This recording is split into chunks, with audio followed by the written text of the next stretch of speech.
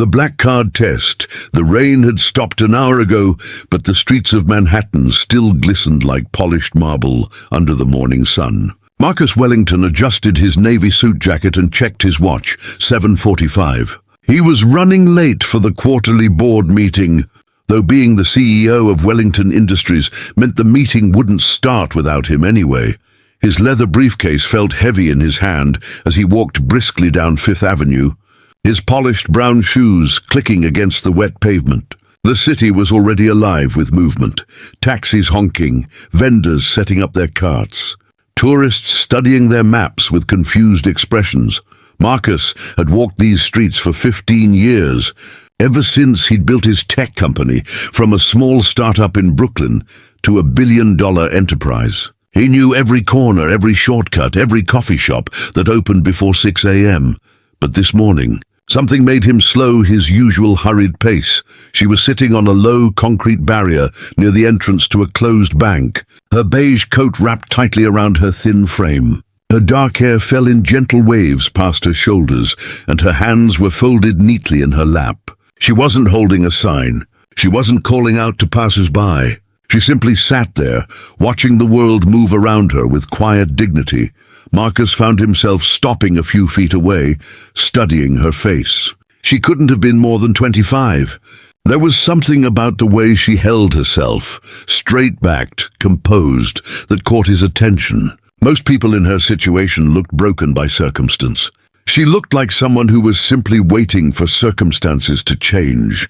Their eyes met, and she offered him a small, genuine smile. Not the desperate smile of someone begging for help, but the warm smile of one human acknowledging another. "Good morning," she said softly.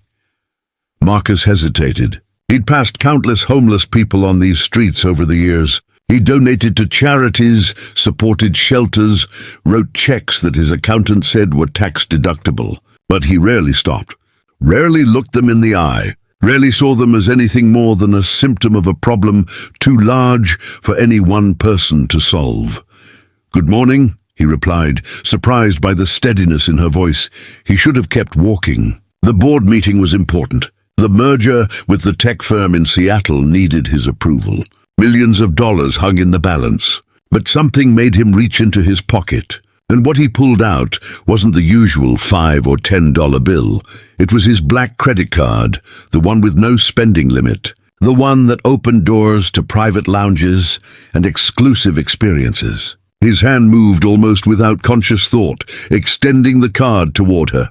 "Take this," Marcus said. The young woman's eyes widened. She stared at the card but didn't reach for it.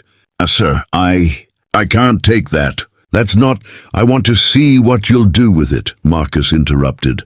"You have until noon. 3 hours. Do whatever you want." Her hands trembled slightly as she finally accepted the card, turning it over in her fingers like it might disappear. "Why would you do this?" Marcus didn't have a good answer. Maybe it was curiosity. Maybe it was the memory of his own mother, who'd raised him alone after his father left, who'd sometimes chosen between paying rent and buying groceries. Maybe he was just tired of writing checks and never seeing where the money went.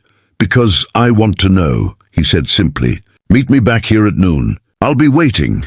He pulled out his phone and gave her his number, then turned and walked away before he could change his mind. His heart was pounding.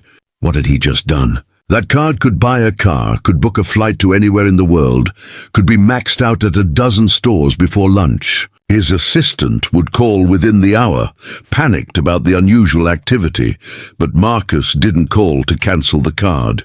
Instead, he went to his meeting, where he barely heard a word about market shares and projected growth. His mind kept drifting back to that young woman on Fifth Avenue, wondering what she was doing, what she was buying, whether he'd ever see her or his credit card again.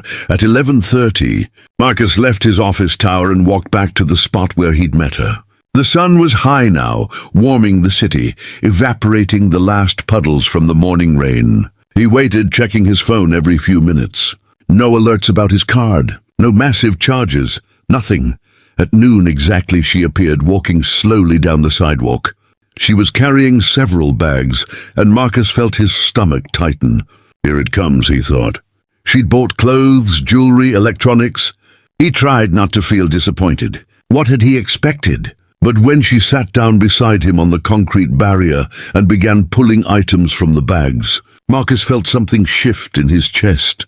"I bought breakfast sandwiches and coffee," she said quietly, pulling out wrapped packages. "There's a man named Robert who sleeps near Penn Station. He has diabetes. I bought him the food he needs for the week."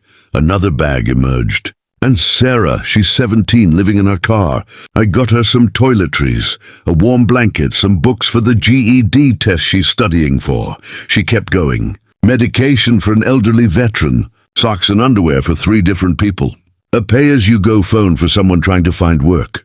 Bus tickets for a mother trying to get to a job interview in New Jersey. I have the receipts," she said, pulling them from her pocket. "And your card. I spent $347. Marcus took the card slowly, staring at her. "You could have bought anything." "I bought what was needed," she said simply. "I know what it's like to be hungry, to be cold, to feel invisible. I couldn't ignore that just because I suddenly had access to money."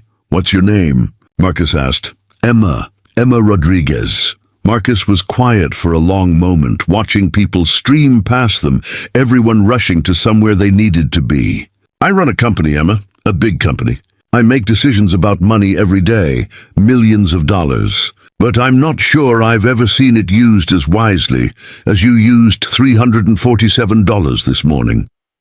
Emma's eyes met his.